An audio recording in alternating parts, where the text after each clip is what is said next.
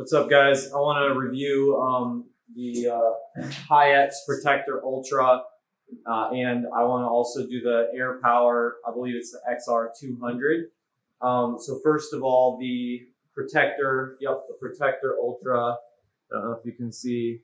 So these are the green. There's also an orange version of this. So basically, this boot is an extremely stiff. You can see that you're barely able to move the toe in this boot, right? So there's like some internal part here that makes this thing incredibly stiff. So you're basically standing on a hard platform when you're spurring in the tree. I do like the eye loops, the way it's set up here. So these boots have, I've climbed on these boots for about a year. They're really expensive. They're like $500. They haven't seen a lot of ground time, so the soles would be worn out. But overall, I would say comfort for climbing is unsurpassed. They basically, you don't tighten anything down here. Once you put them on and you get it to the tightness you want, there's like a little device right here that holds it to the tightness that you intended. Now these boots have like a very, very hard structure to them. They don't have a lot of flex or anything like that. And so basically, you know, this area here isn't going to compress down when you tighten those strings, is what I'm trying to say. You can see like this stuff is peeling back a little bit, but that's like fairly mild. That's just like a rubber protective coating on the toe to keep the toe from getting ripped. So that's obviously doing its job. I don't wear these for any work other than climbing. They were too expensive. So let me show you my other boots. Let's see if you can see this. By the way, guys, I really need you to hit the like button and subscribe, because I don't have 1,000 subscribers yet. And once I have 1,000 subscribers, I'll start to get compensated for my videos and I'll be able to make better videos. So hit the like button, hit the subscribe button, share it with a friend. Share it with somebody at work, and once we get this channel up a little bit, I'll be able to put a lot more helpful content out there, okay? XR200 right there. So these boots are sold in like various versions for like military and so forth, or police, EMT, and it's basically all versions of the same boot. The thing that I noticed first about this boot when I started wearing it was that when you would walk, where the crease is far above your foot. So like my toes flex like in this area right here, but the boot is flexing way up here on the bridge of my foot, you know, on the top of my foot. And that caused me a lot of pain right there in that spot on my foot. So that was, I'll show you my foot. So that was like, you can see where my toes are. That was like up here. And it actually made my toes get numb. But I've gradually broken it in and I've gotten used to it. And it's a lot better now. One of the things about these boots is that if you want this boot to be snug at the top of the foot here, you have to tighten these lock snaps every time. So these lock snaps, they click into place, and to get the boot off, you have to unlock them and release this loop right here. So, and then once you have it off and you want to put it back on, you can't just pull up, see? So I can't just pull up on the laces because this doesn't have eyelets. These are enclosed eyelets. So you can't, these aren't removable. And it would be better if these were removable. That would be better than what it currently is. So yeah, so my preference would be that these were removable eyelets on this boot, so then I could just go whip, whip, whip like that and then pop it down. But instead I have to carefully loosen it and then carefully loosen it here and then pull down on these to break those little lock eyelets loose. And then when you tighten it, like, it'd be nice if you could even do it from like up here, but you have to really do them one at a time, really carefully, like 1, 2, or if you're clever about it, like when you're putting the boot on, you get everything just right and set up, and then tighten it a little bit like this, and then take up the slack like that, and then you can pull these and it'll pop both of them into place. So they're both popped into place from pulling this, and then you just tighten this and you're good to go. So that's the one annoyance that seems to never end with these boots, is like taking them on and off, and you have to always do that. For some reason, I like my boots to have a better grip on me right here in this area, because it feels like if I'm moving right there, that's where I'll be bothered. Another thing too is about these boots, there's inside, right in this area on the top of your foot, there's like a bulge inside the boot. It's like a fabric with stitching, and it's rectangular, and I think it's where they like closed off the Gore-Tex, I guess, on the inside. But there's like a patch right there that pushes down on your foot, so it's like a mild pressure point. And I'm very bothered by things like that, but I just sort of accepted it because I figured after a while my foot would get used to the boot, and I figured it would be flexing right there. It does not flex right there. It flexes. See how high it flexes? So I mean, you can imagine, like, if that's not your toe. Like, if my toe was right there, then this boot would be like 3 or 4 sizes too big. My toes are up here, so the boot doesn't flex where your toes are. But what's good about the boot is that because it's got extra, it's a short boot. It's got more flex at the ankle, so you can do more at the ankle. But again, that was another thing that I didn't like about the boot. My previous boots were Red Wing, and they were way up here. They were like a 12-inch boot, and Red Wing no longer makes my preferred boot, so I have to wear these. These were cheaper. These were like $300, so they were just a little bit more than my Red Wing that I was wearing before. But they have a good grippy sole. I mean, I don't know how long it's going to last, but it's a Haix branded sole. But yeah, you can actually get the insoles for this. So this is something that you can't do with Red Wing anymore. Red Wing will not give you the original soles for your boot, but Haix will. And so so I got these, you know, I'm able to get these replaced whenever I want to, which is a huge thing for me, because no sole will ever be as good as the original sole that came in the boot. Another thing too is that these run small. So I normally wear a size 11. I wear a 10.5 in these boots. Now maybe a size 11 would be better, like located on my toe, but it would only be a fraction longer. And so I don't think that would really make a huge difference.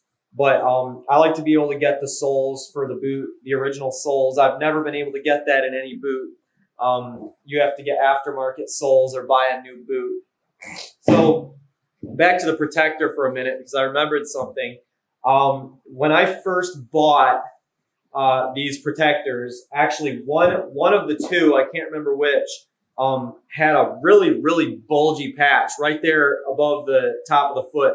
And it was enough to where I thought that it was going to give me pain, actually. I felt like it was going to give me like a sore rash right there, basically, a pressure point. And so I sent the boots back, and they sent me a pair of boots that was like slightly better. They still have like a very light pressure point, but again, these boots have like a big capsule around your foot. They don't enclose in onto your foot when you tighten the laces. Whereas the Airpower, you can genuinely like tighten this down in on your foot and make it tighter. I mean, you can see, like, if I pull this, right, see how the boot is getting tighter down here? So, and that enables me to feel like my foot actually belongs in the boot. And it feels like a home for my foot. And the other thing too about these Airpower boots that I observed is that they're much narrower. Now this is the standard width version, okay? They come in like a standard, and then they come in a wide version.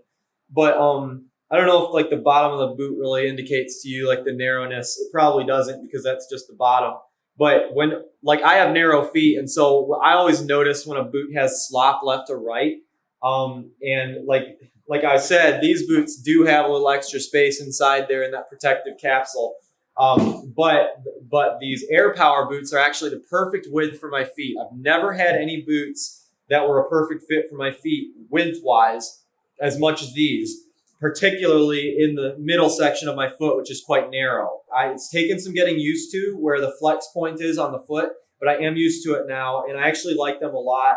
I do wish that they came in a high top version. The high top version, which would, I mean, I think these are an 8-inch boot. I think, I can't quite tell. I think it's an 8-inch boot, and I think like a 10 or a 12 would be good, because it would go up underneath my cuff on my pants. Okay, so you can see here's my foot, and focus there. So you can see just barely covering here.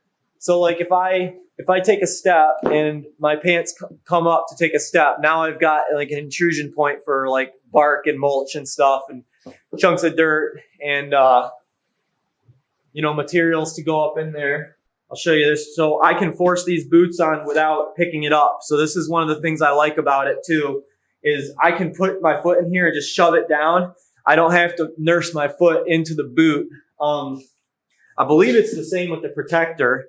Let's see. Yeah, yep. You can kind of force the boot onto your foot because it maintains like stiffness in the side, and that's like the structural support. But you can see like the protector barely flexes at all, barely at all. But it does flex in the correct spot for my foot, interestingly. So the protector is flexing lower down. I think it's the steel toe. There's like a difference in the steel toe, I think, between these two boots. But it could just be the material it's made of. I'm not sure. But that is one thing I really like, is just being able to grab the boot and just jam my foot into it. And then when I need to put it on, I tighten that up a little bit. And then I don't like my laces to be crooked like that. But once you pull these, it pops into place. And then I can just tie it. But it would be nice if it had the eyelets, like the removable eyelets. Because on the protector, I'll just go like this. 1, 2, which is, if it's on my foot, it's easier, but 2, 3, boom, and then I tie. And you can't tie the top of these boots too tight, because if you tie them tight, what happens is this area here is where your ankle flexes. And so if you go super tight up here, your ankle doesn't have any room for flex. So like if I go tight like this, I already know there's going to be like a burning sensation in my skin around my ankle right here. I guess I could go tighter, but you can see like even if I go tighter, there's still going to be a hole where like wood chips and stuff can get down in there. So I just leave them loose because for purposes of break-in, and I just tighten this lower part here, and then I just kind of leave this fairly slack. But that's the nice thing about having like permanent eyelets, is you can leave this a little slack and it won't come out. So, and I had one of my laces kind of just started fraying. The plastic fell off and started falling apart at the end. And I wasn't too delighted about that because, I've never had that happen on my Red Wing boots. So these laces aren't very good quality, I guess. So that's about it with regard to these boots. I highly recommend Haix. I think they make a very, very good quality product. It's well thought out for the people that are meant to be using it. It's kind of interesting to me that they're trying to cater to other things other than tree business. But tree businesses, if you think about it, a pretty small sector, whereas military and police and paramedic and all that stuff is a huge, huge swath of society. And I will be honest, I don't think I can remember ever having a pair of boots where I felt like my foot was walking on the ground other than these. There's just something about the insole, the way that the boot is constructed and internals, that my foot feels like it's in a natural position. It's in a natural state. It's not being overly supported in the wrong places. You're basically standing on a flat platform inside there. It's not like a contoured like shape of the foot. And so in my mind, that's better because that means that my body is actually supporting my weight on the intended pressure points of the foot. So it seems like a superior design. Obviously, they've put a lot of work into making these boots. They're very expensive. I believe they're made in Europe. They're designed in Germany, made in Europe. So who knows where in Europe that is, but it really doesn't matter. To me, if it's made in Europe, it's probably a little bit better quality, but they have standards on how they make things over there. But yeah, I've been pleased overall with these boots. Let's see, anything else? Yeah, just save up, man, because they're expensive, and I'll give you a longevity update on them. I forgot to mention too, like the Protector Ultra.